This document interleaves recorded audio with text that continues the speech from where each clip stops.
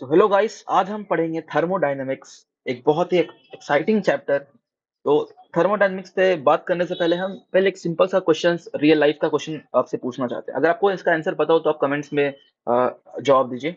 सबसे पहला सवाल ये है कि मान लो हम लोग ने रेफ्रिजरेटर, फ्रिज, उसका दरवाजा खुला छोड़ दिया। किसी रूम में फ्रिज है जिसका दरवाजा हमने खुला छोड़ दिया। तो आपके पास चार ऑप्शन है। पहला कि वो पूरा रूम गर्म हो जाएगा। दूसरा, वो पूरा रूम ठंडा हो जाएगा। तीसरा, वो पूरा रूम में कोई फर्क नहीं होगा। और चौथा, रेफ्रिजरेटर ही खराब हो जाएगा। ये चार ऑप्शन है। फिर से, अगर अपने पास एक रेफ्रिजरेटर है और हम लोग उसके दरवाजे को खुला छोड़ रहे हैं तो रूम पे क्या असर होगा, हमें ये बताना है। दूसरा सवाल ये है कि मान लीजिए हमारे पास एक कप है, गर्म चाय की। ठीक है, गरम चाय की एक कप है। हम लोग उसे बाहर रख रहे हैं। तो वो गरम चाय ठंडी हो जाएगी, ये तो सबको पता है। पर क्या वो ठंडी चाय, मान लो एक ठंडी चाय अपने पास है, वो ठंडी चाय को हम लोग बाहर रखते हैं, तो क्या वो ठंडी चाय गर्म हो सकती है वापस? सुनने में तो अजीब लग रहा है। और ऐसा अगर हो नहीं सकता तो क्यों नहीं हो सकता? और गर्म चाय ठंडी होती है तो क्यों होती है? ये सब का रीजन जो है हम लोग को थर्मोडायनेमिक्स में पढ़ना है। तो बिना कोई टाइम वेस्ट किए हम लोग थर्मोडायनेमिक्स शुरू करते हैं। इससे पहले हम लोग ये देखते हैं कि हम लोग को एक्चुअली पढ़ना क्या है। तो सिलेबस पे चलते हैं। तो थर्मोडायनेमिक्स में हमारे सिलेबस में ये बात किया है कि zeroth law, first law, first law के एप्लीकेशन, सेकंड लॉ और इंट्रोपी वगैरह, यानी कि बेसिक्स पर उतना कुछ बात नहीं किया है। फिर भी हम लोग अपने एनालिसिस के लिए, क्योंकि आगे पढ़ने के लिए बेसिक्स तो बहुत जरूरी होता है, तो हम लोग बेसिक्स से पहले शुरुआत करते हैं। तो ये नोट्स है, आप इसको मैं अपलोड कर दूंगा, आप इससे से पढ़ सकते हैं। तो पहला है कि real gas equation wonder wall का। तो ये वैसे बेसिकली काम नहीं आता, ये इक्वेशन। पर इसे आप याद कर लो तो अच्छा रहेगा कि इसमें मान लो आपको वॉल्यूम दे दिया तो एक सिर्फ टेम्परेचर निकाल दे सकते हैं, तो एक पर्टिकुलर फॉर्मूला से ही आपका एक क्वेश्चन बन सकता है। क्योंकि इसमें ज्यादा कुछ मॉडिफिकेशन पॉसिबल नहीं है इस क्वेश्चन में। तो एक क्वेश्चन अगर इससे बना तो इस पे बन सकता है, एक फॉर्मूले पे। सेकंड हम लोग आते हैं इक्विलिब्रियम पे। इक्विलिब्रियम होता क्या है? तो अगर हम लोग इक्विलिब्रियम पे बात करें, जैसे ये था, इस क्वेश्चन से बनेगा। इक्विलिब्रियम पे बात करते हैं। तो equilibrium of a system is a state in which pressure, temperature and volume does not change और रिमेन्स कांस्टेंट। मतलब अगर आपसे कोई इक्विलिब्रियम कहीं से सवाल पूछे तो आपको ज्यादा कुछ नहीं करना, आपको इक्विलिब्रियम का बस डेफिनेशन लिखना है। और एक ये डायग्राम मैंने बनाया है, ये डायग्राम आप याद रखो। ये डायग्राम क्या होता है कि इसमें मान लो आप कोई वाटर फ्लो करा रहे हो, तो वाटर का जो इनपुट होगा और rate of input of water, मतलब जितना वाटर अंदर जाएगा उतना ही वाटर बाहर आएगा। ये प्रोसेस को आप देखो, इसमें क्या होता है ना कि आप एक फिक्स अमाउंट ऑफ वाटर अंदर जा रहा है और फिक्स अमाउंट ऑफ वाटर बाहर आ रहा है। तो अंदर कितना वाटर बच रहा है, अंदर जितना वाटर का जो क्वांटिटी है ना वो कांस्टेंट रहता है। इस कंडीशन को, इस स्टेट्स को हम लोग इक्विलिब्रियम बोलते हैं। इसी को आपको एक्सप्लेन करना है वर्ड्स में, पूरा एक पेज एक्सप्लेन कर देना अगर कोई इक्विलिब्रियम पे आए। इसी कंसेप्ट को कि the rate of water incoming at the rate of water outgoing remains constant at constant pressure and constant temperature, then the water present in that vessel is remains constant. This phenomena is known as equilibrium. ये तो लिखने में engineer की कोई बात नहीं, मतलब छोटी सी कंसेप्ट को कैसे खींचना है वो मुझे बताने की जरूरत नहीं है। अब बात आता है कंडक्टिंग वॉल की। तो इसमें कुछ है नहीं कि कंडक्टिंग वॉल क्या होता है, कोई वॉल जिसमें कि हीट या कुछ भी कंडक्ट कर सके, कंडक्टिंग वॉल। और याद रखना कि नो स्टेट, मतलब अगर जिस स्टेट में चेंज नहीं होता उसको एडियाबेटिक वॉल बोलते हैं। मतलब अभी आते हैं इस पे भी क्या होता है, अभी समझने की कोशिश करो बस। तो मतलब बेसिकली इस पीडीएफ में जो भी लिखा हुआ है, देखो जैसे इक्विलिब्रियम पे इतना लंबा चौड़ा लिखा हुआ है, उसी को मैं दूसरे पीडीएफ की मदद से बहुत ही सिंपल लैंग्वेज में एक्सप्लेन करने की कोशिश करूंगा। क्योंकि ये याद करना तो पॉसिबल ही नहीं है, मतलब अगर आपको कंसेप्ट मालूम हो तो आप खुद से भी लिख सकते हो ये सब इतना बड़ा बड़ा चीज। तो आप इसे पढ़ सकते हैं और समझने के लिए आप इसको प्रेफर कर सकते हैं। तो अभी शुरू करते हैं, इसमें याद है। हाँ, तो work done by the system in expansion.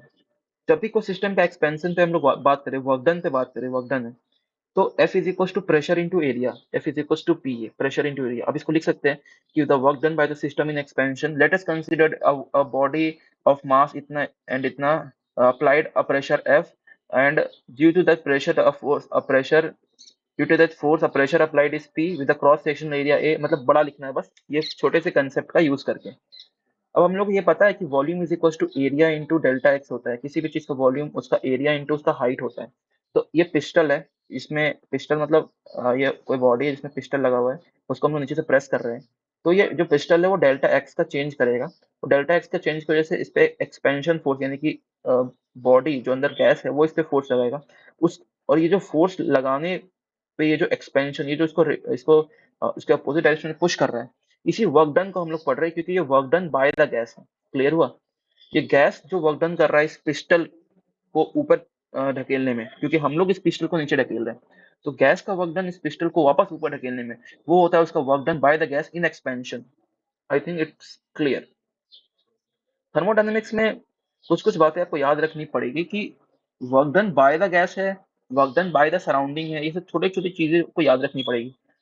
Work done by the gas, work done from the body, ये सब कुछ कुछ चीजें हैं।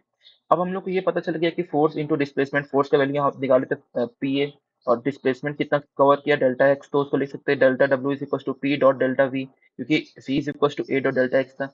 ये सब तो बात की बात है। पहले अब हम लोग बात करते हैं कि अगर हम मान लो हम लोग का वॉल्यूम पहले था वी वन और अब हो जा रहा है वी टू, तो वॉल्यूम का चेंज हो रहा है, तो वॉल्यूम वी वन से वी टू, क्योंकि ई इज इक्वल टू जो वर्क डन है, work done is equal to summation of delta work done, यानी कि सारे वर्क डन का सम एक पर्टिकुलर वर्क डन बनता है।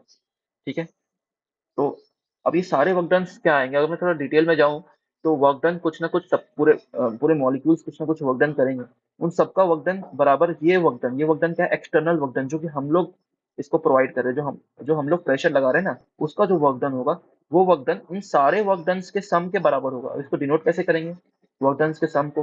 तो work done is equal to P dot delta V, और डेल्टा वी वी वन से वी टू, वी वन से वी टू इंटीग्रेट करने पे देखो फॉर्मूला ये आ जा रहा है, ये आ रहा फॉर्मूला। अगर ये मैं कब बताऊं, ये आप लोग कब लिखना है, ये तभी लिखना है जब हम लोग को इक्विलिब्रियम पे क्वेश्चन आए।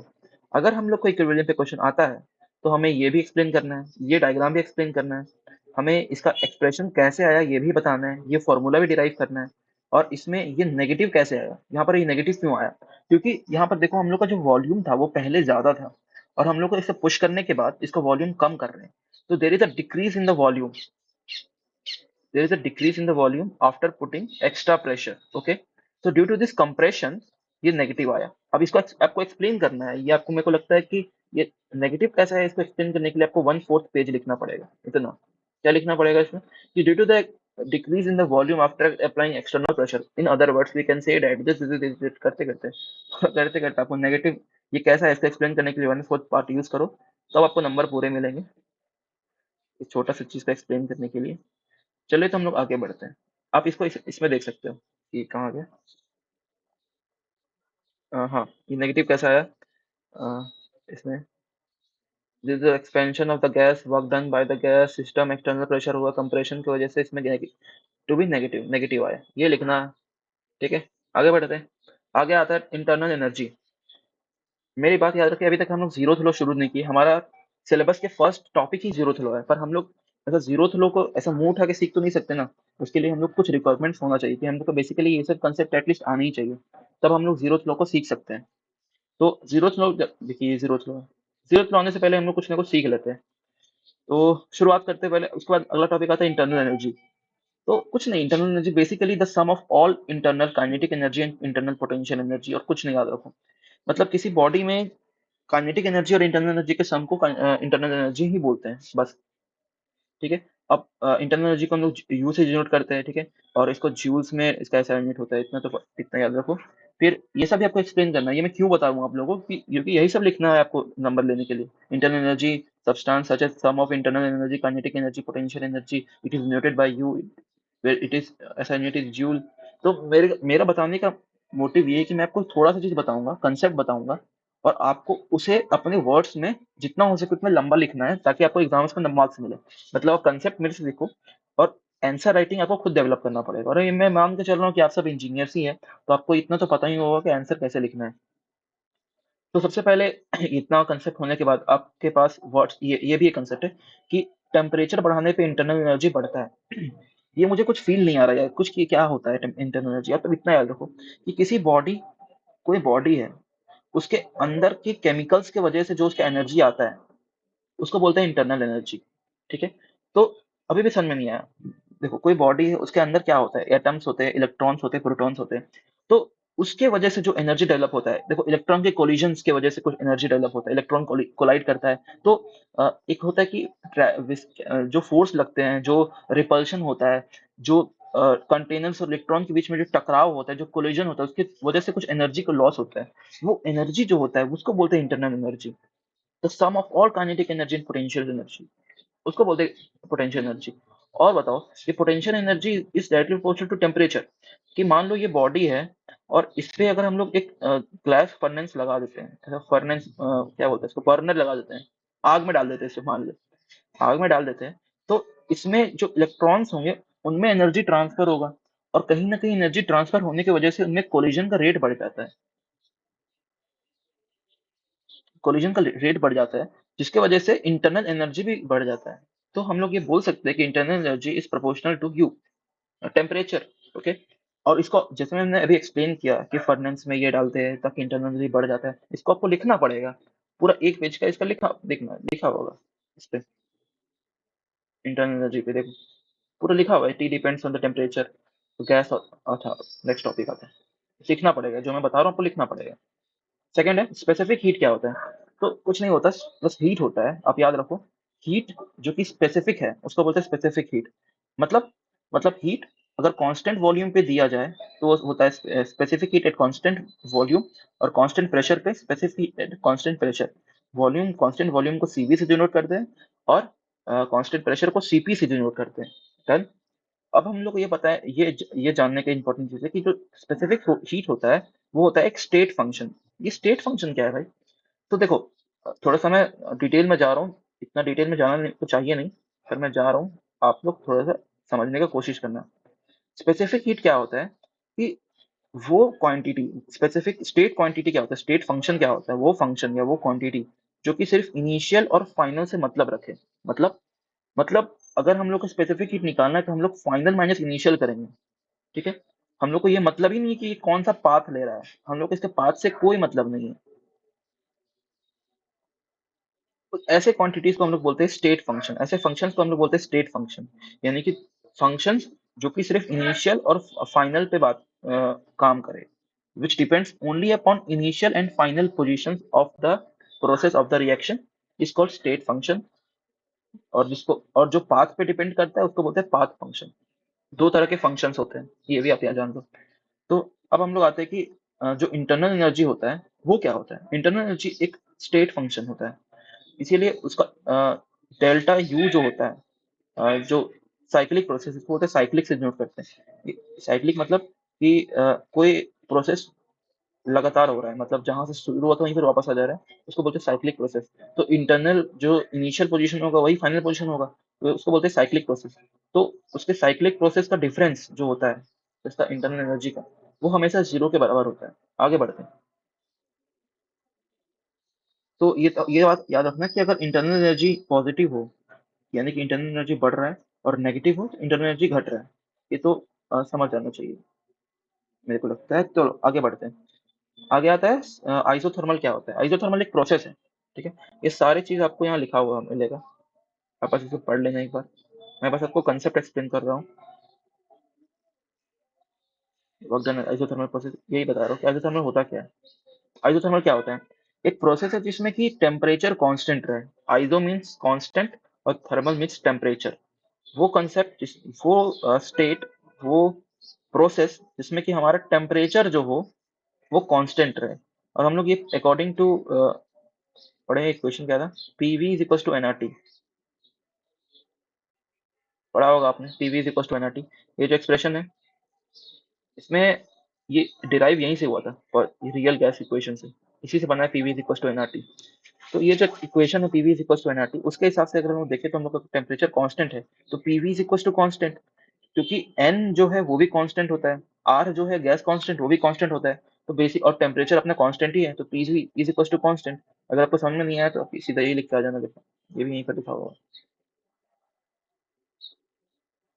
PV is equal to constant. In an isothermal process, the temperature of a system remains constant, तो Pv is equals to constant। Constant temperature T, इसमें जो T है वो टेम्परेचर को डिनोट कर रहा है, V जो वॉल्यूम को डिनोट कर रहा है, इतना आपको पता होना चाहिए। अब देखो इसमें क्या करना है कि work done is equal to P dV, हम लोग यहाँ पे पढ़े थे, डिराइव किए थे। Work done is equal to, ये जो आया था हमारा एक्सप्रेशन जिसको मैं बोला था कोई याद कर लो क्योंकि इसी में आगे काम आएगा। Work done is equal to V1 से V2 PdV, ठीक है। और हम लोग को ये पता है कि PV is equal to NRT होता है, तो V को अगर इधर लेके जाए तो PV is equal to RT upon V। N को हम लोग 1 मानते हैं आइडियल केस के लिए, N इज इक्वल टू 1 था, तो RT अपॉन V, और RT अपॉन V और 1 अपॉन V का इंटीग्रेशन कितना होता है, लॉग और upper limit minus lower limit, तो log V2 minus log V1, और V2 माइनस V1 को ले सकते हैं log V2 बाय V1। तो आप इसे इंटीग्रेशन करने के बाद यहाँ पर क्लियर पूरा इंटीग्रेशन लिखा हुआ है, मैं बस आपको शॉर्टकट बताया, ठीक है। V2 अपॉन V1 आया।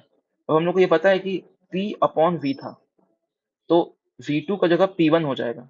ये भी उसमें लिखा हुआ है, मैं बस आपको फॉर्मूला यहाँ पर इस टाइप में डिराइव हुआ, ये आया फॉर्मूला। आगे बढ़ते हैं। एडियाबैटिक में, एडियाबैटिक बहुत बड़ा है, मतलब आप समझो कि पूरे थर्मोडायनेमिक्स में सबसे मुश्किल जो टॉपिक है वो ये है, एडियाबैटिक प्रोसेस को एक्सप्लेन करना। इसका फॉर्मूला होता है PV to the power gamma is equal to constant, where इसमें जो गामा है वो specific heat pressure at constant pressure upon specific heat at constant volume का रेशियो, इसको बोलते हैं गामा, Cp अपॉन Cv। इसको आप इसमें पढ़ सकते हैं कि डेरिवेशन इसका हुआ कहाँ से था। तो एडियाबैटिक का आ गया यहाँ पर, कहाँ है, ये निकल गया अपना आइसोथर्मल। अब यहाँ पर आता है एडियाबैटिक, एडियाबैटिक प्रोसेस के बारे में। ये एडियाबैटिक होगा। एडियाबैटिक प्रोसेस क्या होता है कि एडियाबैटिक प्रोसेस में ये होता है कि हीट जो होता है वो एक्सचेंज नहीं होता है। मान लो अपने पास एक ऐसा बॉक्स है जिसके अंदर मान लो लकड़ी रखी हुई है जो कि जल रही है, कोई हीट सोर्स रखा हुआ है, ठीक है। और ये जो बॉक्स का जो वॉल है ये एडियाबैटिक वॉल है, ठीक है।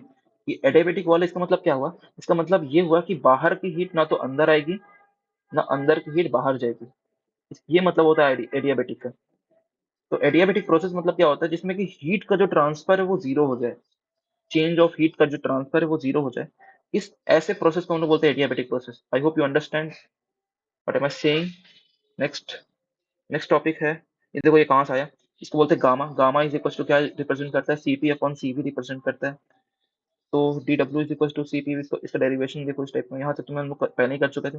अब इसका डेरिवेशन करने वैसे बहुत मुश्किल चांस है कि ये आए, बहुत ही मुश्किल चांस है क्योंकि इसका डेरिवेशन बहुत ही कॉम्प्लेक्स है, मतलब करना चाहो तो कर लो, तो इसका चांसेस बहुत कम है लेकिन। नेक्स्ट प्रोसेस है एडियाबैटिक, हो गया। हम लोगों ने दो दो प्रोसेसेस कर लिए, पहला आइसोथर्मल जिसमें कि टेम्परेचर कांस्टेंट हो, दूसरा एडियाबैटिक जिसमें कि हीट का ट्रांसफर कांस्टेंट हो, यानी कि हीट का ट्रांसफर जीरो हो, ना तो हीट अंदर आए ना तो हीट बाहर जाए। तीसरा है आइसोबारिक। तो मैंने बताया था आइसो मतलब क्या होता है, आइसो मतलब होता है कांस्टेंट। आइसोथर्मल मतलब क्या होता है, कांस्टेंट टेम्परेचर। आइसोबारिक मतलब क्या होता है, कांस्टेंट, और बारिक मतलब होता है प्रेशर, यानी कि प्रेशर जिस इक्वेशन का कांस्टेंट रहे उसको बोलते हैं isobaric process. Work done is equal to P, तो अगर प्रेशर कांस्टेंट है तो क्या चेंज करेगा, वॉल्यूम चेंज करेगा, तो V2 माइनस V1। आइसोकोरिक क्या होता है, आइसो मतलब होता है कांस्टेंट और कोरिक मतलब होता है वॉल्यूम, जिसका वॉल्यूम कांस्टेंट है वो प्रोसेस को बोलते हैं आइसोकोरिक प्रोसेस। तो हम लोग ये पिस्टल वाला एग्जांपल ही लेते हैं। मान लो ये पिस्टल है और हम लोगों ने इसमें बहुत सारा प्रेशर लगाया, बहुत वर्क डन कर दिया, पर इसका volume he at the end change नहीं हुआ। तो बताओ, अगर हम लोग कोई चीज कर रहे हैं और वो काम ही नहीं करे, तो फिर वो क्या होगा, एक्चुअली हम लोग वर्क डन ही नहीं किए, इसका मतलब हम लोग प्रेशर ही नहीं लगाया, मतलब वर्क डन ही नहीं किए। आइसोकोरिक मतलब ये होता है। एग्जाम्पल, मान लो हम लोग बहुत मेहनत कर रहे हैं और टेस्ट में 0 नंबर लाए, इसका मतलब हम लोग पढ़ाई ही नहीं की। मतलब ऐसे लोगों को लगता है, तुम्हें पता है तुमने पढ़ाई की है, बट लोगों को लगता है कि तुम्हें पढ़ाई ही नहीं की। तो फिजिक्स यही बोलता है, अगर तुम्हारा 0 नंबर आ रहा है मतलब तुमने पढ़ाई नहीं की, इसीलिए जीरो मत लाओ, नेगेटिव ला सकते हो, जीरो मत लाओ, खराब लगता है। नेक्स्ट, अब आते हैं हम लोग मेन टॉपिक पे। मेन टॉपिक है अपना जीरोथ लॉ ऑफ थर्मोडायनेमिक्स।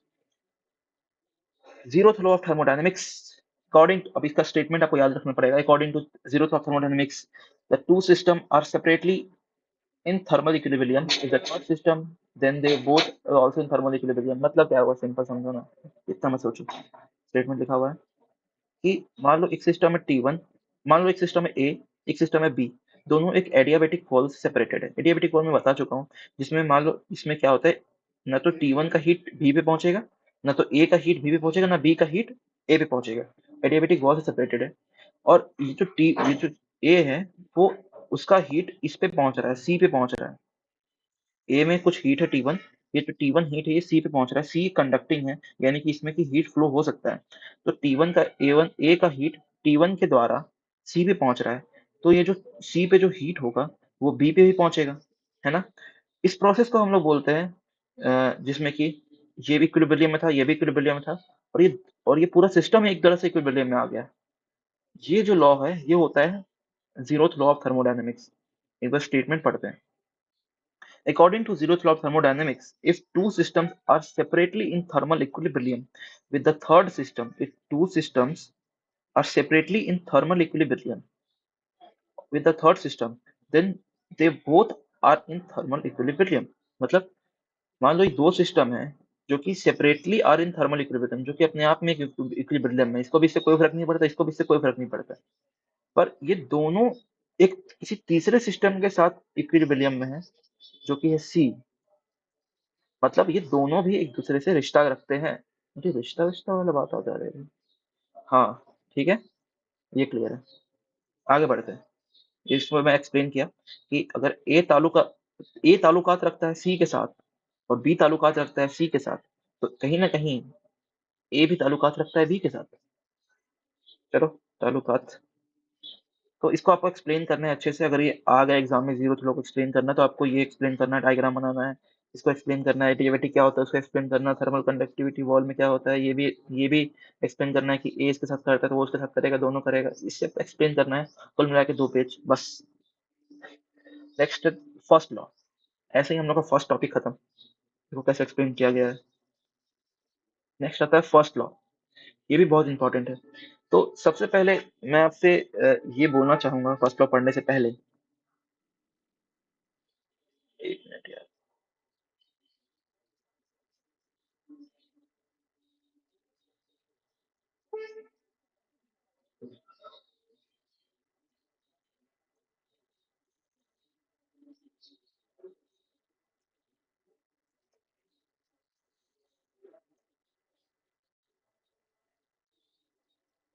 हाँ, मैं आपको ये बोलना चाहूंगा फर्स्ट लॉ पढ़ने से पहले कि अगर आपके मन में कोई भी ऐसा डर हो थर्मोडायनामिक्स का, तो आप उसे निकाल दें, क्योंकि यहाँ से चीजें थोड़ी बहुत आसान भी होंगी और आपको मुश्किल लग सकती है कुछ चीजें।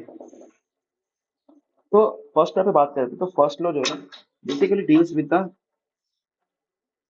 Heat. Okay, basically deals with the heat.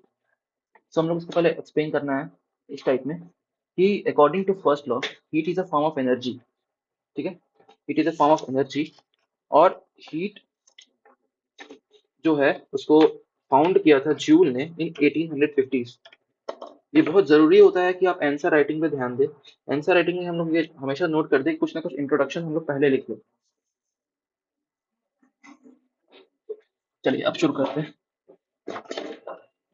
हाँ, so heat is a form of energy.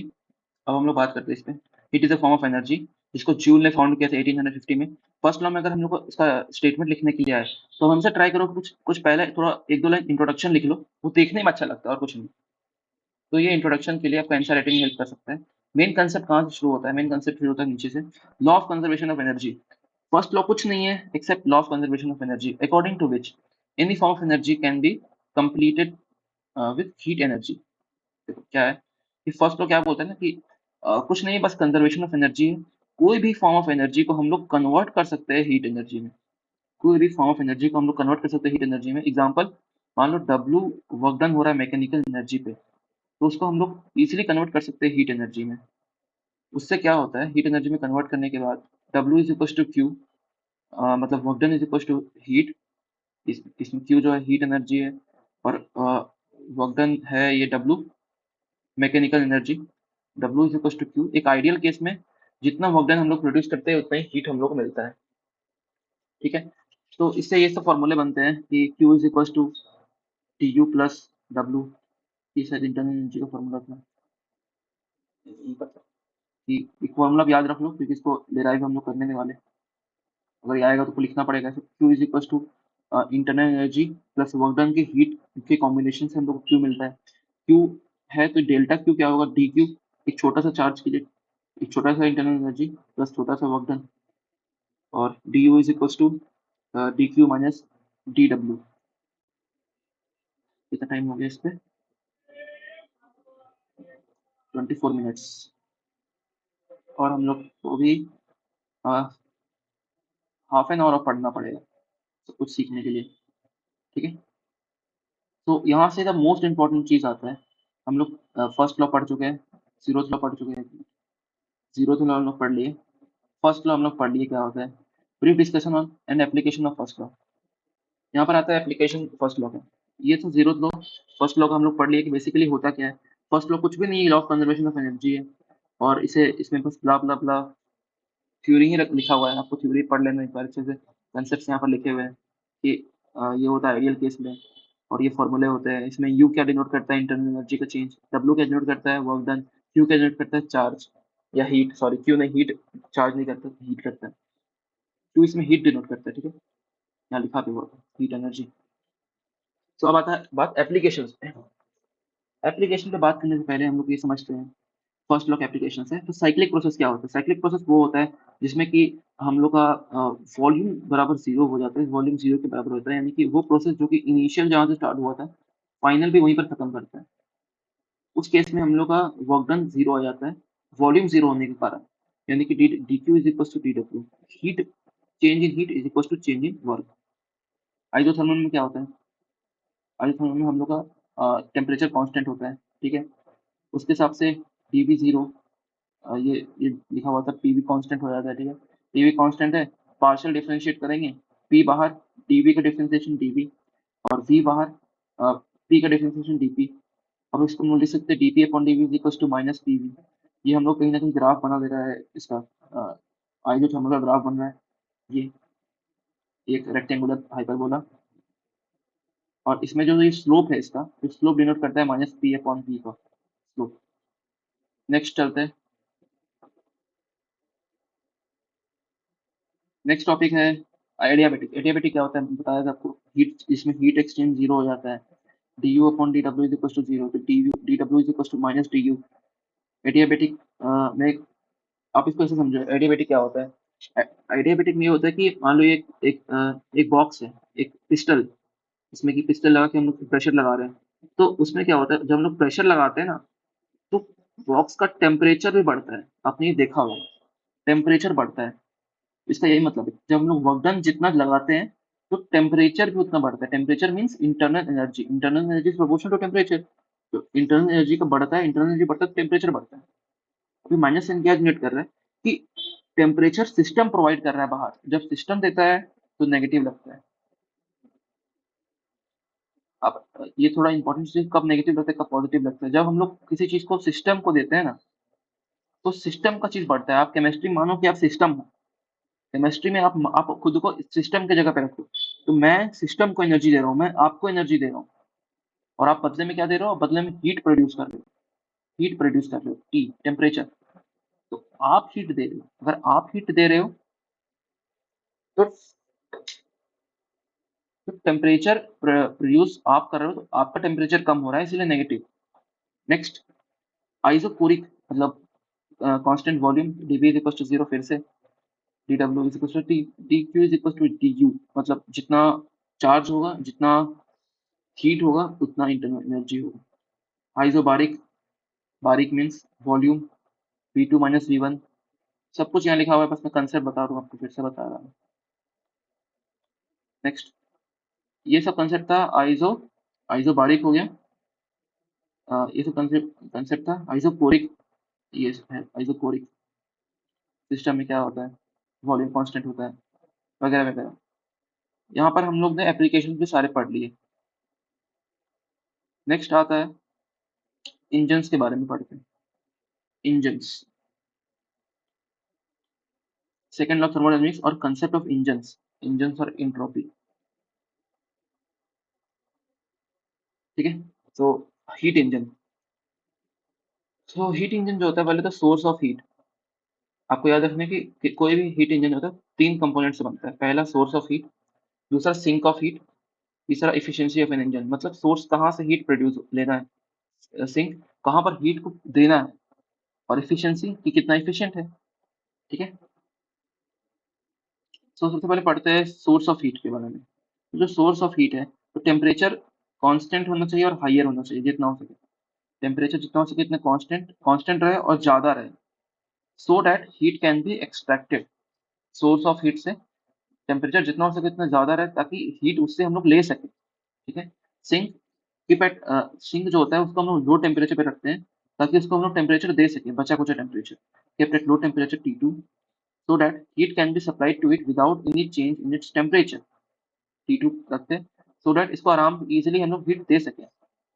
सब इसमें लिखा हुआ होगा, इंजन।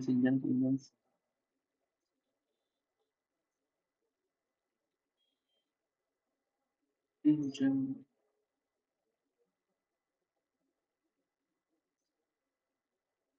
इसमें ये भी इंपॉर्टेंट है कि रिवर्सिबल रिएक्शन क्या होता है, इरिवर्सिबल रिएक्शन क्या होता है। इसका डिफरेंस काफी बार पूछ लेते हैं एग्जाम में। तो reversible reaction is the process in which the process is reversed by small changes in external condition. सिर्फ थ्योरी है, कुछ न्यूमेरिकल वगैरह नहीं है, आप पढ़ सकते हो उसे खुद से। मेन आपका पीडीएफ यही है, इसी से पढ़ना है आपको। हीट इंजन क्या होता है, हीट इंजन और एफिशिएंसी पे आ गया। ठीक है। हीट इंजन में source of heat, it kept at a constant higher temperature T1 so that the heat can be extracted from it। Okay. Sink क्या होता है, it kept as a lower temperature T2 so that heat can be supplied to it through any without any change in the temperature। वही मैं लिखा था कि T1 so that heat can be extracted। T1 temperature होना चाहिए, higher होना चाहिए, और सिंक करने के लिए कोई टेम्परेचर T2 जो कि लो टेम्परेचर हो, सो दैट उसको हम लोग हीट सप्लाई कर सके without changing the temperature. Sink का एग्जांपल होता है एटमॉस्फेयर। हम लोग जितना भी टेम्परेचर, जितना भी मशीन्स का जो टेम्परेचर रिजेक्ट हो जाता है उसे हम लोग एटमॉस्फेयर में भेज देते हैं, क्योंकि एटमॉस्फेयर का जो टेम्परेचर है वो कंपैरेटिवली लो होता है। इसीलिए हम लोग एज अ सिंक के लिए बेस्ट एग्जांपल एटमॉस्फेयर को यूज करते हैं। ये भी लिखा हुआ है इसमें। वर्किंग सब्सटेंस देखो लिखा हुआ है इसमें कि infinite होता है। जैसे देखो, एटमॉस्फेयर का act as a proper sink at is practice because it is a infinite capacity of absorbent. मतलब एब्जॉर्ब करने का इनफाइनाइट कैपेसिटी है इसके पास, एटमॉस्फेयर में कितना भी हीट दोगे एब्जॉर्ब कर लेगा। अतः वर्किंग सब्सटेंस पे ये इंपॉर्टेंट डायग्राम, अगर ये कुछ आया कि इंजन को एक्सप्लेन करो, ये तीन चीज पहले लिखना पड़ेगा। तीन पार्ट्स होते हैं, फिर तीनों को एक्सप्लेन करना पड़ेगा। सोर्स क्या होता है, सिंक क्या होता है, इफिशियंसी क्या होता है, और फिर ये दिखाना पड़ेगा कि सोर्स ऑफ हीट है। मान लो कोई ऐसा चीज आप लोगों को मिल गया जिसमें कि आप लोग हीट प्रोड्यूस कर सकते हो, एनर्जी प्रोड्यूस कर सकते हो, वहां से उसका कोई टेम्परेचर होगा T1। अब वो टेम्परेचर T1 से हम लोग क्यू यानी कि उतना हीट यहाँ से हीट एक्सट्रैक्ट करते हैं, और एक साइकिल जो कि एक कोई भी मशीन है उस पर देते हैं। मशीन से ही आ रहा है, ये पूरा मशीन का ही डायग्राम है। कहीं से कुछ हीट होगा, वो हीट हम लोग लेंगे, उसको यूज करेंगे वर्क डन करने में। Work done is equal to Q1 minus Q2। वो जब वर्क डन हो जाएगा तो जितने Q1 हीट लगा उसमें, और Q2 हीट को हम लोग Q2 हीट का हम लोग काम नहीं है, तो Q2 हीट को हम लोग सिंक कर देते हैं T2 टेम्परेचर में, और जो वर्क डन होता है वो Q1 माइनस Q2 होता है। ठीक है। नेक्स्ट, ये हीट एनर्जी का, हीट इंजन का एक डायग्राम है, प्रॉपर वर्किंग डायग्राम है। तो it absorbs the heat from source and converts it into mechanical work remaining into heat in the sink. This is called a cycle. ये होता है heat engine cycle. Working में क्या लिखेंगे कि Q1 जो है वो हीट एब्जॉर्ब हीट है, Q2 जो है वो रिजेक्टेड हीट है, तो Q1 माइनस Q2 हो जाएगा work done. So if no loss in energies due to friction, अगर हम लोग मानते हैं कि ये सिस्टम एक 100% इफिशिएंट सिस्टम है जिसमें कि कोई हीट, कोई फ्रिक्शन ही नहीं है, जो कि टेक्निकली इम्पॉसिबल है, अगर हम लोग वो सिस्टम मानते हैं इसे, तो हम लोग इसको गामा से डिनोट करते हैं, gamma for efficiency of any engine. कि कोई भी इंजन कितना अच्छा है, कोई भी हीट इंजन, कोई भी मशीन कितना अच्छा है, उसको एफिशिएंसी को अगर हम लोग गामा से डिनोट करते हैं, तो gamma is equal to work done upon जो पहले हीट था उसमें। वर्क डन कितना था, Q1 minus Q2 upon Q1, which is equal to, इससे ये कट गया तो 1 माइनस Q2 अपॉन Q1। और अगर हम लोग ये मान रहे हैं कि Q2 यानी कि जो जो रिजेक्टेड हीट है, अगर वो जीरो है, यानी कि मशीन कोई हीट रिजेक्ट कर ही नहीं रहा, जितना हीट उसको दे रहे हैं उतना हीट से वो सारा काम कर रहा है, यानी कि वो एक आइडियल इंजन है, यानी कि वो 100% इफिशियंसी उसका है। नो हीट रिजेक्ट, वो एक भी हीट रिजेक्ट नहीं कर रहा है, जो कि टेक्निकली इम्पॉसिबल है, नॉट पॉसिबल। तो हम लोग यही बोलेंगे कि वो एक आइडियल इंजन है, 100% वो काम कर रहा है, जो कि पॉसिबल नहीं है। नेक्स्ट आता है एक हम लोग आइडियल इंजन पे बात करते हैं जिसका नाम है कैरनॉट इंजन। कैरनॉट इंजन एक कंसेप्ट है आइडियल इंजन का। एक आइडियल इंजन ये जो हम लोग को ये बता सके कि कैसे आइडियल इंजन बेसिकली काम करता है। एग्जाम्पल इसका ऐसे देख लो, कुछ कुछ कंपोनेंट्स होते हैं कैरनॉट इंजन में। एग्जाम्पल सोर्स ऑफ हीट जो कि सब में होता है, सिंक जो कि सब में होता है, और एक क्या था, सोर्स ऑफ हीट सिंक, और एक था एफिशिएंसी। एफिशिएंसी तो निकालते हैं हम लोग। आइडियल बोलिए मतलब एफिशिएंसी 100%। अब आप देखो कि एक आइडियल इंजन कैसे काम करता है, 100% एफिशिएंसी कैसे आता है। और खुद सोचो, ठीक होता है, हाँ खुद सोचो। ये डायग्राम है, ये एक बॉक्स है जिसमें कि आइडियल गैस है, ठीक है। हम लोग एक दूसरा बॉक्स लेते हैं जिसमें कि जिसके अंदर में कोई ऐसा सब्सटेंस रखा हुआ है जिसमें कि जिसका कोई ऐसा सब्सटेंस है जिसमें कि इनफाइनाइट हीट है। देखो, सोर्स ऑफ हीट, ये सोर्स अपना, इसका टेम्परेचर है T kelvin. It is a source of heat of infinite capacity kept at a constant high temperature such that the temperature is unaffected extracting the amount of heat. इसका मतलब ये एक ऐसा source है जो कि इनफाइनाइट हीट रखता है अपने में, और इसमें से अगर हम लोग कितना भी हीट हटा दे इसमें कोई फर्क नहीं पड़े, जो कि एक कंडक्टिंग बॉक्स के अंदर बंद है, यानी कि ये अपना हीट बाहर दे सकता है। क्लियर। सेकंड है perfectly insulating plate, sink. It is sink आता है ना, तो sink it is kept at a constant low temperature. ये है सिंक अपना, जिसको एक कांस्टेंट लो टेम्परेचर पे हम लोग रखे हैं, ठीक है, constant low temperature. Its capacity is infinite at temperature if unaffected any amount of heat is. तो इसका इसका भी कैपेसिटी इनफाइनाइट है। ये यहाँ पर ये कितना भी हीट दे सकता है और इससे कोई फर्क नहीं पड़ेगा। ये कितना भी हीट ले सकता है, रिजेक्टेड हीट, और इससे कोई भी फर्क नहीं पड़ेगा, ये भी इनफाइनाइट है। दो चीज हो गया, सोर्स हो गया, सिंक हो गया। नेक्स्ट हम लोग बढ़ते हैं परफेक्टली इंसुलेटिंग प्लेट पे। It is perfectly insulating plate which is does not allow heat to pass through it. Perfectly insulating plate basically है ये प्लेट जो कि एक दूसरे के बीच में रखा हुआ है, ठीक है, ये बीच वाला, जिसके ना तो कोई हीट इसके अंदर जा सकता है, ना तो कोई हीट इससे बाहर आ सकता है। तो ये किस मटेरियल से बना हुआ है, कमेंट में जवाब दीजिएगा, किस मटेरियल से बना है। एडियाबैटिक मटेरियल से। नेक्स्ट, पिस्टल सिलेंडर असेंबली, यानी कि ये जो है पूरा पिस्टल, ये एक असेंबली में है, एक इंजन बन गया है। इसी इंजन को हम लोग बोलते हैं Carnot engine. Walls of the cylinder are perfectly insulating ना, ये जो पूरा वॉल था ये परफेक्टली इंसुलेटिंग है। Base is perfectly conducting, piston जो भी वगैरह वगैरह। कैरनॉट इंजन क्या है, is cycle complete of force produce in infinite order this. तो हम लोग इससे मतलब हम लोग इसका मतलब क्या समझे, इस इतना डायग्राम से हम लोग क्या सीख रहे हैं पता है। यही है एक आइडियल इंजन जिसमें कि हम लोग प्रेशर लगा रहे हैं, कोई फोर्स वर्क डन कर रहे हैं। ये जो वर्क डन है वो इस सोर्स से हीट रिलीज करा रहा है, ठीक है। और ये जो हीट है ये इसी सिस्टम में कंज्यूम हो रहा है। और मान लो कुछ एक्स्ट्रा हीट बचा भी, Q2 बचा, Q2 एक्स्ट्रा हीट होता है ना, रिजेक्टेड हीट, Q2 बचा तो ये सुखा जाएगा। यानी कि जितना इसको वर्क डन करा रहे हैं, जितना इसको हीट दे रहे हैं, हीट प्रोड्यूस हो रहा है, वो अपने में यूटिलाइज कर ले रहा है। तो यही तो है एक परफेक्ट इंजन, नहीं है? बिल्कुल है। इसीलिए एक आइडियल इंजन यही तो है। इसीलिए हम लोग बोलते हैं कैरनॉट्स आइडियल इंजन, हीट इंजन। अब इसमें क्या क्या डिमेरिट्स है कि हम लोग ऐसा कभी सोर्स बना ही नहीं सकते ना जो इन्फिनाइट हीट कंज्यूम करे अपने में। नेक्स्ट, अब हम लोग बात आता है ये हो गया, ये हो गया, ये हो गया। आइसोथर्मल एक्सपेंशन क्या होता है, इतना करने के बाद हम लोग मेन पे आते हैं, सेकंड लॉ ऑफ थर्मोडायनेमिक्स। यहाँ से आपको थोड़ा सा समझना पड़ेगा क्योंकि यहाँ से मैथमेटिकल ट्रीटमेंट बहुत कम हो जाएंगे आपका।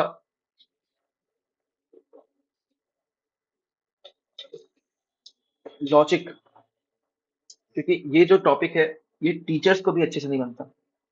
ये टॉपिक कोई ठीक से एक्सप्लेन नहीं कर पाता, ये टॉपिक कहना क्या चाहता है। और इसका जो ब्यूटी है सेकंड लॉ ऑफ थर्मोडायनेमिक्स का, वो कहीं ना कहीं आपको मिल नहीं पाता। तो आज हम लोग इस पे बात करते हैं, सेकंड लॉ ऑफ थर्मोडायनेमिक्स होता क्या है। सो यहाँ पर आपकी थ्योरी लिखी हुई है, आप इसे पढ़ सकते हैं आपको मन करे तो। इसमें कि थर्मोडायनेमिक्स सेकंड लॉ को एक्सप्लेन किया है, केल्विन प्लैंक स्टेटमेंट कुछ बोला था, और कॉसियस स्टेटमेंट, इन दोनों स्टेटमेंट को यूज किया गया। अब इन दोनों जो बोला था इनको कंबाइन करके एक तीसरा स्टेटमेंट, ये इसका केल्विन प्लैंक्स का, ये कॉसियस का, ये सब कंबाइन करके कुछ बनाया गया। ये 2.5 पेज इसी में लिखा हुआ है, इसी के बारे में। अगर आपको सेकंड लॉ के बारे में आता है एग्जाम में, तो आपको ये सब लिखना पड़ेगा। कि फर्स्ट लॉ है वो कंजर्वेशन ऑफ एनर्जी पे बात करता था। तो जो हमें बताता था कि इक्विवेलेंस बिटवीन हीट और मैकेनिकल एनर्जी के बीच का बताता था फर्स्ट लॉ। बट वो हमें डायरेक्शन नहीं बताता था कन्वर्जन का। तो यही हम लोग को सेकंड लॉ डायरेक्शन बताता है। अब इस पे आते कि बोलना क्या चाहता है। देखो, फर्स्ट लॉ जो था वो कंजर्वेशन ऑफ एनर्जी पे बात करता था, ठीक है। जो हमें बताता था, which specify the relation between mechanical energy and work, any energy and work and heat of the system. ये हम लोग को फर्स्ट लॉ बताता था, ठीक है, clear. But but first law does not tells about the direction of conversion of heat और the flow of heat. मतलब हीट कहां से कहां फ्लो होगा, ये हमें फर्स्ट लॉ नहीं बताता था। एग्जाम्पल समझो। एग्जाम्पल ये है कि अगर मैं आपसे कहूं कि एक बलून है, इसमें हवा भरा हुआ है, ठीक है। वो उसका हवा समय के साथ निकल जाता है, वो ऐसा हो जाता है। पहले ऐसा था, अब ऐसा हो गया, हवा निकल गया उसका। सेकंड एग्जांपल है, एक कप है जिसमें कि मान लो गर्म पानी या कोई टी रखा हुआ है, चाय रखा हुआ है, ठीक है। अब का वो चाय ठंडा हो जाता है, ठीक है। सेकंड है, थर्ड है कि अपने पास दो चैम्बर है, एक में गैस ए रखा हुआ है, एक में गैस बी रखा हुआ है। और कुछ टाइम के बाद जब इन्होंने हम लोग ये बाउंड्री हटाते हैं बाहर, तो ये दोनों गैस आपस में मिक्स हो जाती है। ठीक है, ठीक है, ठीक है। Done done done. ओके। ये तीन कंडीशन थी। अब आप ये बताओ कि ये यहाँ से ये ये तीनों रिएक्शन क्या रिवर्सिबल प्रोसेस है? क्या ये बलून जो इसका हवा निकलता है, क्या इसका हवा वापस भर सकता है? क्या ये ऐसे हो सकता है? क्या ये चाय जो कि ठंडा हो चुका है, क्या ये वापस गर्म हो सकता है?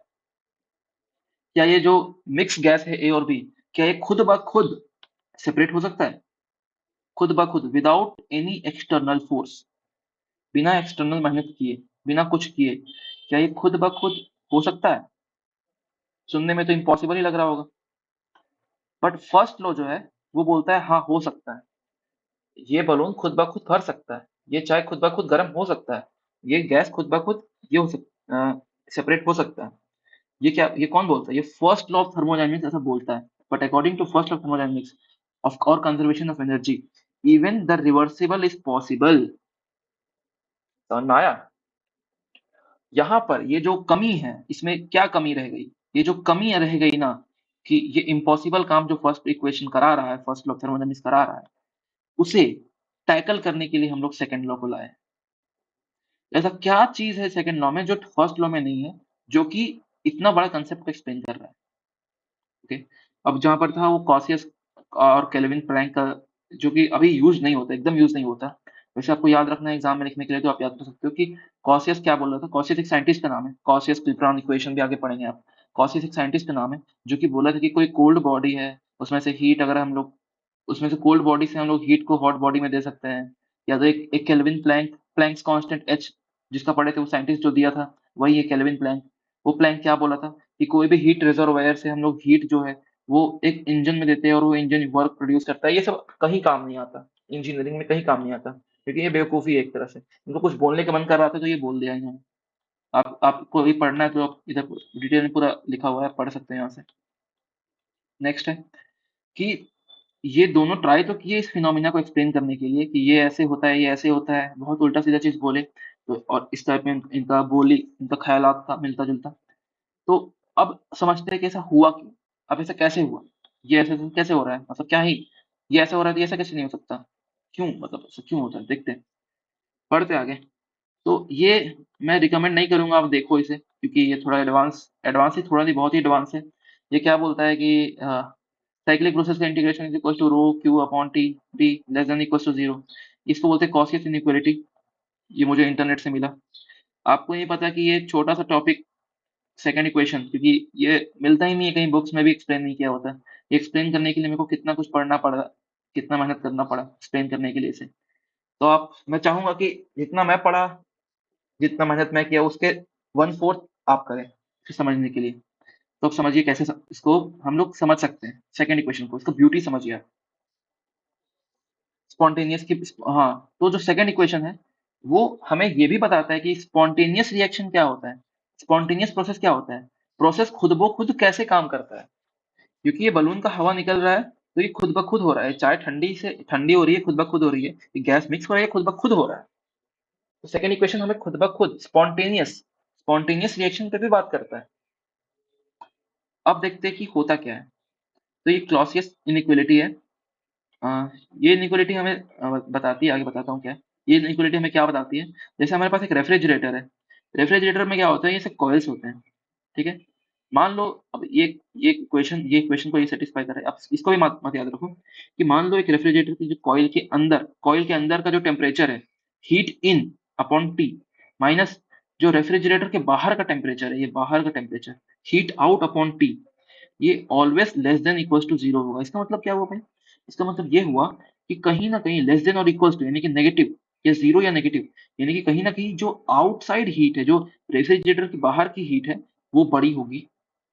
यानी कि जो हीट रेफ्रिजरेटर अंदर में प्रोड्यूस कर रहा है और उसके वजह से जो हीट बाहर प्रोड्यूस हो रहा है, तो जो बाहर वाला हीट है वो बड़ी होगी। ये देखा गया और इससे ये इनइक्वालिटी बनाया गया, क्लॉसियस इनइक्वालिटी, जो कि आगे हम लोग की मदद करेगी ये समझने में कि ऐसा क्यों होता है। ठीक है, नेक्स्ट है कि इंट्रोपी क्या होता है। देखो, इस फिनोमिना को एक्सप्लेन करने के लिए कि ऐसा क्यों हुआ कि बाहर का हीट ज्यादा है अंदर का हीट कम है, क्योंकि बाहर का हीट तो अंदर के हीट से ही प्रोड्यूस हो रहा है, तो टेक्निकली अंदर का हीट बड़ा होना चाहिए, बाहर का हीट छोटा होना चाहिए, पर ऐसा नहीं हुआ। एक्सपेरिमेंटली ये देखा गया कि बाहर का हीट ज्यादा बड़ा होता है, always less than equal to zero. तो ऐसा क्यों हुआ, इसको एक्सप्लेन करने के लिए हम लोग एंट्रोपी का यूज करते हैं। और हम लोग छोटी क्लासेस में पढ़े थे कि एंट्रोपी होता है बेसिकली डिसऑर्डर, किसी भी सिस्टम का डिसऑर्डर को हम लोग एंट्रोपी बोलते हैं। पर बड़ी बड़ी क्लासेस में ऐसा नहीं पढ़ाई जाती, बड़ी बड़ी क्लासेस में ऐसी छोटी छोटी हरकतें नहीं की जाती। बड़ी बड़ी क्लासेस में ये सिखाया जाता है कि हीट ट्रांसफर इफेक्ट भी होता है एंट्रोपी में। ठीक है, एंट्रोपी में सिर्फ डिसऑर्डर नहीं होता है, एंट्रोपी में हीट ट्रांसफर इफेक्ट भी होता है। और ये जो इक्वेशन था ये हीट ट्रांसफर इफेक्ट ही था। अब आगे आगे आते हैं। S2 एंट्रोपी को ऐसे डिनोट करते हैं, S2 माइनस S1 यानी कि चेंज इन एंट्रोपी। हमेशा यह बात याद रखो कि एंट्रोपी कभी कोई इंसान फाइंड नहीं कर सकता, एंट्रोपी फाइंड करना इम्पॉसिबल होता है, चेंज इन एंट्रोपी फाइंड करना पॉसिबल होता है। उसी टाइप में इंटरनल एनर्जी फाइंड करना इम्पॉसिबल होता है, change in internal energy find करना पॉसिबल होता है। अब अगर मैं आपसे कहूं कि मेरे पास एक एप्पल है, मैं बोलूं कि इसका इंटरनल एनर्जी फाइंड करो, कैसे कर पाओगे भाई, इलेक्ट्रॉन और प्रोटॉन से बना हुआ है, कोई एक श्योर नहीं कि कितने इलेक्ट्रॉन कितने प्रोटॉन है, तो मैं इसका एनर्जी कैसे फाइंड कर सकता हूँ। पर क्या मैं ये बोल सकता हूँ कि मैं ये जो एप्पल है, ये कहीं ना कभी इसका इंटरनल एनर्जी जीरो होगा, और आज इसका इंटरनल एनर्जी यू है, तो मैं इसको बोल सकता हूँ कि इसका इंटरनल एनर्जी का चेंज यू हो गया, यू के बराबर है, क्योंकि zero minus you final minus initial. ये होता है चीज कि ये चीज हम लोग कैलकुलेट कर सकते हैं, इसीलिए हम लोग अब जब भी देखोगे ना तो डेल्टा यू होता है, इसी टाइप में डेल्टा एस लिखा जाता है, कभी भी एस लिखा नहीं आता। नेक्स्ट यहाँ पे डेल्टा होगा।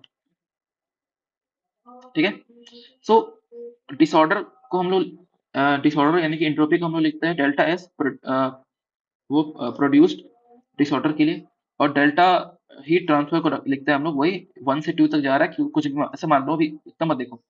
ठीक है, और अगर ये प्रोसेस रिवर्सिबल है यानी कि इसमें कोई फ्रिक्शन नहीं लग रहा, रिवर्सिबल है यानी कि ये हो सकता है तो ये भी हो सकता है, तो इंट्रोपी जीरो हो जाता है इस केस में।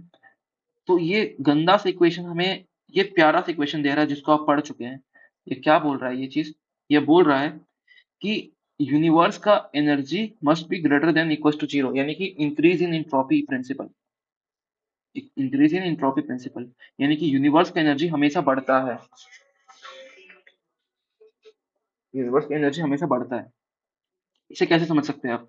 अब यहाँ पर हमें उसका रीजन पता चलेगा कि ये कप जो था वो गर्म होता है पर ठंडा क्यों नहीं होता, उसका रीजन पता चलेगा। उस पे आते हैं। मान लो सराउंडिंग का temperature, room temperature 25 degree Celsius है, वो कप है जो कि सिस्टम है, वो 45 डिग्री सेल्सियस पे है, और 10 जूल्स का एनर्जी वो गेन करता है, मतलब सराउंडिंग से लेता है। मान लो लेता है, ठीक है, मैं बोल रहा हूँ लेता है तो क्यों हो गया पॉजिटिव, क्योंकि सिस्टम ले रहा है तो सिस्टम की एनर्जी बढ़ रही है, सिस्टम की एनर्जी बढ़ रही है तो पॉजिटिव आ गई। 10 जूल्स का वो हीट एनर्जी जो 10 जूल्स का जो एनर्जी है वो सिस्टम सराउंडिंग से ले लिया। ठीक है, तो यूनिवर्स का तो यूनिवर्स जो है, entropy of universe is equal to system का एंट्रोपी प्लस सराउंडिंग का एंट्रोपी। क्योंकि थर्मोडायनेमिक्स का बेसिक ही प्रिंसिपल ऐसा बोलता है कि हमें सिस्टम और सराउंडिंग के अलावा पूरी दुनिया में कुछ है ही नहीं। मतलब जिसे हम अब्सॉर्ब कर रहे हैं वो है सिस्टम, और उसके अलावा जितना भी कुछ है वो है सराउंडिंग। तो सिस्टम का कितना हुआ, सिस्टम 10 जूल्स अब्सॉर्ब किया प्लस 10 जूल, तो प्लस 10 जूल अपॉन 45 जो कि उसके पहले से था प्लस 273 केल्विन फॉर्मूला होता है। ठीक है, सराउंडिंग का कितना हुआ, सराउंडिंग का हम लोग कैसे निकाल सकते हैं, पर देखो सराउंडिंग का हम लोग ऐसे निकाल सकते हैं कि अगर system 10 joules of energy surrounding को दे रहा है तो सराउंडिंग का कम हो रहा है, यानी कि -10 ऑफ पहले कितना था सराउंडिंग का 25, 25 प्लस 273, तो कुल मिला के नेगेटिव आ जा रहा है। इसका सॉल्व करने पे नेगेटिव आ जाएगा 0.021 जूल पर केल्विन यूनिवर्स का, यानी कि यूनिवर्स का ही नेगेटिव आ जा रहा है। बताओ, यूनिवर्स का नेगेटिव हो ही नहीं सकता। इसका मतलब क्या हुआ, यूनिवर्स का नेगेटिव होने का मतलब, यूनिवर्स का अगर एंट्रोपी नेगेटिव आ रहा है, इसका मतलब ये हुआ कि ये तो पहले इसको तो ये वॉयलेट कर दिया, यूनिवर्स का हमेशा ग्रेटर देन इक्वल टू 0 होना चाहिए, इसको वॉयलेट कर दिया। पहले बात तो ये, दूसरा बात ये कि यूनिवर्स का एनर्जी कैसे कम होगा भाई, यूनिवर्स ब्रह्मांड का एनर्जी कैसे कम हो रहा है। मतलब एक चाय के कप में 10 जूल एनर्जी देने से क्या ब्रह्मांड का एनर्जी कम होगा, नहीं। ब्रह्मांड का एनर्जी हमेशा 0 या उससे बड़ा रहता है, कभी कम नहीं होता। पर इसीलिए अगर हम लोग ऐसा देखें कि मान लो ये कप है और ये कप बाहर एनर्जी दे रहा है, यानी कि कप का एनर्जी 10 जूल्स माइनस 10 जूल्स हो गए, है ना। कप दे रहा है, सिस्टम कप है, तो कप का एनर्जी -10 जूल्स हुआ। अब उसको सेम को इसी फॉर्मूला में पुट करो, तो इसमें प्लस 0.21 जो भी है जूल केल्विन आया, प्लस आया, यानी कि ये सही है, ये गलत है। इसका मतलब हमें क्या समझ में आया कि ये सही नहीं है कि जो हीट है वो सिस्टम ले रहा है, कप गर्म हो जाएगा सराउंडिंग से, ये सही नहीं है। पर सराउंडिंग कप को ठंडा कर देगा, ये सही है। ये प्रूफ हो गया अपना। नेक्स्ट है, ये थोड़ा सा एक्स्ट्रा चीज है, ये कि मान लो अपने पास एक बॉटल है, इसमें कि केमिकल्स रखे हुए हैं, केमिकल्स है, और इसका इंट्रोपी है डेल्टा एस, सिस्टम का ये इंट्रोपी चेंज है डेल्टा एस। ठीक है, और इन केमिकल्स में मान लो ये एक मॉलिक्यूल है, ये दूसरा, अगले दो मॉलिक्यूल है, तो ये दो मॉलिक्यूल इस बड़े वाले मॉलिक्यूल से चिपक जाते हैं। चिपकते इन चिपक इसको ये चिपकते तो इनका एंट्रोपी में चेंज होता है, उस एंट्रोपी चेंज को हम लोग सिस्टम पे बोलते हैं टी। ये ऑलरेडी एक सिस्टम टी टेम्परेचर पे है, और एस उस सिस्टम की एंट्रोपी चेंज को बोल रहे हैं हम लोग। और डेल्टा एच जो है, ये चिपकने पे ये कोई केमिकल रिएक्शन होगा तो कुछ हीट प्रोड्यूस होगा। ठीक है, हीट एब्जॉर्ब होगा, सॉरी, हीट एब्जॉर्ब होगा। उस डेल्टा एच हीट एब्जॉर्ब को हम लोग बोलते हैं एंथैल्पी। क्लियर। तो हम लोग लिख सकते हैं कि system universe is equal to delta S system plus delta S surrounding. और अगर ये सिस्टम ये एच हीट एब्जॉर्ब कर रहा है सराउंडिंग से, तो सराउंडिंग का एच हीट कम होगा, delta H upon T. System का always greater than equal to T, यानी कि इसको अगर नेगेटिव टी से मल्टीप्लाई करेंगे तो delta G is less than equal to 0। Here delta G is not anything else, it's गिव्स फ्री एनर्जी, यानी कि गिव्स फ्री एनर्जी। ये बहुत इंपॉर्टेंट चीज है। गिव्स फ्री एनर्जी क्या होता है, वो एनर्जी जो सिस्टम को हम लोग दे रहे हैं, पर इसमें ना तो हम लोग law of conservation of energy, first law, इसको भी नहीं देख रहे, और सेकंड लॉ हम लोग इंट्रोपी पे भी निर्भर नहीं है। ये दोनों चीज ही नहीं है, तो ये परफेक्ट एग्जांपल बन गया किसी भी चीज की स्पॉन्टेनिटी को समझने के लिए। गिब्स फ्री एनर्जी, तो किसी भी चीज का change in Gibbs free energy always less than equal to 0 होता है। मजे की बात ये है कि ये एग्जाम में नहीं आ रहा।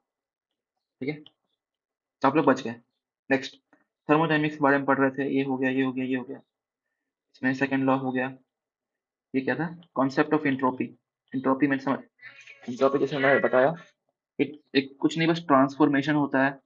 तो हमेशा याद रखो, एंट्रोपी का जो चेंज होता है वो हमेशा 0 होता है। क्यों, क्योंकि एंट्रोपी, मैं बताया था आपको, एंट्रोपी एंट्रोपी हमेशा 0 होता है रिवर्सिबल प्रोसेस के लिए। डन। एंट्रोपी एक स्टेट फंक्शन है, एक स्टेट फंक्शन है। ठीक है, ये इनिशियल फाइनल पे डिनोट करता है। ये डायग्राम में देख लेना, इंपॉर्टेंट है। नेक्स्ट नेक्स्ट नेक्स्ट, अगर आइसोथर्मल की केस में Q1 upon T1 is equal to Q2 upon T2, easy है यार। Q2 upon T2 is equal to Q3 upon T3, यानी कि तीनों बराबर। ये क्या मतलब हो, सबको पता होता है इतना तो। ठीक है, S2 upon S1 is equal to Q upon T constant होता है, ये भी देखा ना, Q upon T, Q upon T, Q upon T constant है। S2 अपॉन S1 यानी कि delta S is equal to Q upon T constant. अभी वही DF की delta is equal to Q upon T, integrate करने पे कुछ नहीं मिलने वाला, एक्सप्लेन करके लिखा गया है सेम चीज। ये एंट्रोपी को जूल पर केल्विन इसका यूनिट होता है, और वही ds is equal to D Q upon T, यानी कि क्यू बाई टी होता है बस। अब आता है change in entropy in irreversible process, ये इंपॉर्टेंट है। सेकंड लॉ हो गया concept of engine, change in entropy, reversible irreversible process, last topic, ये इंपॉर्टेंट है काफी। Change in entropy in irreversible process, और irreversible process working between the temperature T1 T2 के बीच में होता है। तो इसमें जो ये गामा वो डिनोट कर रहा है 1 माइनस T1 T2 को, ये आपको अच्छे से समझना, ये एग्जाम में आ जाएगा पक्का, इंपॉर्टेंट ही इंपॉर्टेंट है, बहुत इंपॉर्टेंट है ये टॉपिक। इसमें कोई मैथमेटिकल ट्रीटमेंट नहीं है, जो हमने यहाँ पढ़ा एक टेम्परेचर टी के लिए पढ़ा, अब हम लोग सेम चीज को टी और T2 दोनों के लिए पढ़ रहे हैं, तो दोनों के लिए पढ़ेंगे तो T2 माइनस T1 करेंगे, देखो इसमें T2 बाई T1 हो गया, ये सेम चीज और कुछ अंतर नहीं है, ये इससे बड़ा होगा, ये इससे छोटा होगा, बस। Next, entropy change for reversible change in phase, ये था इरिवर्सिबल में क्या होगा, ये था रिवर्सिबल में क्या होगा, तो ये होगा रिवर्सिबल में, यहाँ तक। तो आपको रिवर्सिबल इरिवर्सिबल सबसे इंपॉर्टेंट अभी तक का, ये आपको अच्छे से लिख के पढ़ना पड़ेगा, ये कंसेप्ट आपको समझना पड़ेगा, कि थ्योरी है पूरी तरह से, और कुछ वही सब चीजें जो हम पढ़ चुका पहले, उसी को थोड़ा सा एक्सपेरिमेंटली T1 T2 को लेके कन्वर्ट करके ऐसा हम लोग मान मान के चल रहे हैं, ताकि आगे काम हो जाए। तो इस हिसाब से ये भी खत्म हो गया हमारा। तो आज हमने पूरा थर्मोडायनेमिक्स कर लिया, बहुत ही बड़ा यूनिट होता है थर्मोडायनेमिक्स, पढ़ाने में लोगों को बहुत ही मुश्किल होती है, पर हमने अप्रोक्स कितने देर में कर लिया, 1 घंटे में पूरा थर्मोडायनेमिक्स खत्म हो गया।